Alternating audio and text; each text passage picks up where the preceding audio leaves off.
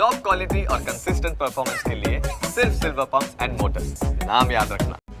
બનાસકાંઠામાં વિધાનસભા અધ્યક્ષ અને બનાસ ડેરીના ચેરમેન શંકર ચૌધરીના હસ્તે પરીક્ષણ લેબનું ઉદ્ઘાટન કરવામાં આવ્યું છે। જિલ્લાના ખેડૂતોના ખેતરોની માટીનું પરીક્ષણ આ લેબમાં કરવામાં આવશે। પ્રથમ તબક્કામાં 16,000 ખેડૂત ધરાવતા 40 ગામોની પસંદગી કરાઈ છે। 40 ગામોની માટીનું પ્રતિનિધિત્વ કરતા 510 નમૂનાઓ સાથે બેઝ લાઇન અભ્યાસ કરાયો તેમજ 2000થી વધુ ખેડૂતોને માટી બચાવો અભિયાનની તાલીમ પણ આપવામાં આવી છે। माटी सुधरशे तो बधु सुधरशे। देशी गाय अने झाड़ना પાંદડા, गायનું છાણ, ગૌમૂત્ર અને પાંદડા આ બધું ભેગું મળીને જો કરીએ તો જમીનની સમૃદ્ધતા ફરી પાછી લાવી શકાય। પરંતુ તેનો ટેસ્ટ કરવા માટેનું નિદાન પણ કરવું પડે। એની હેલ્થ ક્યાં બગડી છે તો હેલ્થ માટીની ચકાસણી કરવા માટે, એની જીવંતતા તપાસણી કરવા માટે ભારતની અતિ આધુનિક પ્રથમ એવી લેબ જેને માટીની જીવંતતા પણ ચકાસી શકાય એ અમે ઈસા ફાઉન્ડેશન અને બનાસ ડેરીના માધ્યમથી અહીંયા આગળ ચાલુ કરી છે।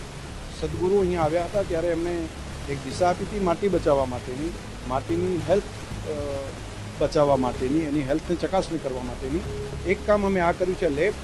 બીજું બાયો ફર્ટિલાઇઝર મોદી સાહેબે મુખ્યમંત્રી હતા ત્યારે કૃષિ આનંદ યુનિવર્સિટીના માધ્યમથી એને સંશોધન આપ્યું હતું। એને અત્યારે લગભગ 1 લાખ લીટરનું પ્રોડક્શન અહીંયા કરી શકાય એ માટે અમે આણંદ કૃષિ યુનિવર્સિટી અને બનાસ ડેરી સાથે મળીને પ્રોજેક્ટ ચાલુ કર્યો। અહીંયા ખેડૂતોને મોટો ફાયદો થશે। લેબોરેટરી મતલબ જે આપણે દવા કરાવી જઈએ તો એમાં શું ઉણપો છે એ આપણને ખ્યાલ આવે તો અહીંયા પણ જમીનની લેબ છે એ મોટો અહીંયા ફાયદો થશે। આપણે ખર્ચામાંથી મુક્ત બનશે ખેડૂતો અને ફળદ્રુપ જમીનો બનશે અને એના વિશે મોટી માહિતી મળી જશે।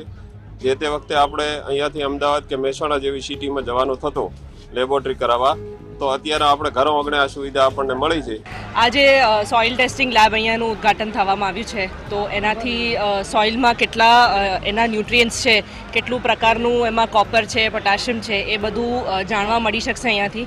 અને જે પ્રકારની ઉણપ જોવા મળશે જે સોઇલમાં એ પ્રકારનું એમને આગળ ગાઈડન્સ મળશે કે કઈ વસ્તુ અંદર નાખવીને છોડને એ કઈ રીતે આગળ ફળરૂપ મળી શકે।